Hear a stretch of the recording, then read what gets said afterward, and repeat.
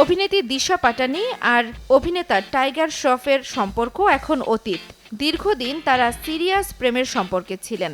প্রেম থেকে সংসারে প্রবেশ করতেও চেয়েছিলেন দিশা, কিন্তু টাইগার রাজি না থাকায় ভেঙে যায় দীর্ঘদিনের সেই সম্পর্ক।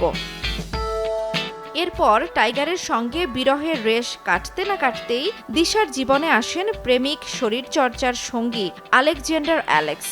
কিন্তু সেই সবই এখন অতীত। নতুন খবর হচ্ছে, টাইগার থেকে আলেকজান্ডার সবাইকে ভুলে এবার দক্ষিণী সুপারস্টার প্রভাসে মন দিয়েছেন দিশা। সম্প্রতি কালকি 2898 এডি ছবিতে প্রভাসের সঙ্গে দেখা গেছে দিশাকে। পর্দায় প্রভাস দিশার রোম্যান্সের পাশাপাশি পর্দার বাইরে তাদের রোম্যান্স নিয়ে উঠেছে জোর গুঞ্জন। দিশার হাতের এক ট্যাটু থেকে এই গুঞ্জনের শুরু। নাগ অশ্বিন পরিচালিত কালকি 2898 এডি এখন বক্স অফিসে ঝড় তুলছে। প্রভাস, অমিতাভ বচ্চন, দীপিকা পাডুকোন, কমল হাসান, দিশা পাটানি অভিনীত ছবিটি ভারত ও ভারতের বাইরে ভালো ব্যবসা করছে। অর্ধেক পাউডারে দ্বিগুণ উজ্জ্বলতা। নতুন রিন অ্যাডভান্সড অর্ধেক পাউডারে দ্বিগুণ উজ্জ্বলতা।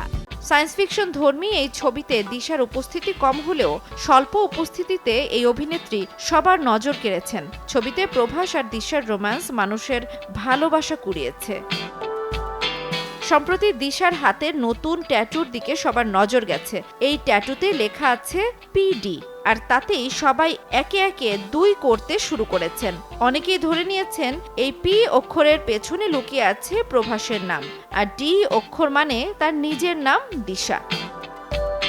এই বলিউড অভিনেত্রী নিজের ব্যক্তিগত জীবন নিয়ে হরহামেশাই আলোচনায় উঠে আসেন।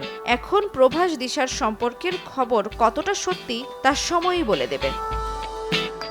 জান্নাতুল দোলনা, সময় সংবাদ।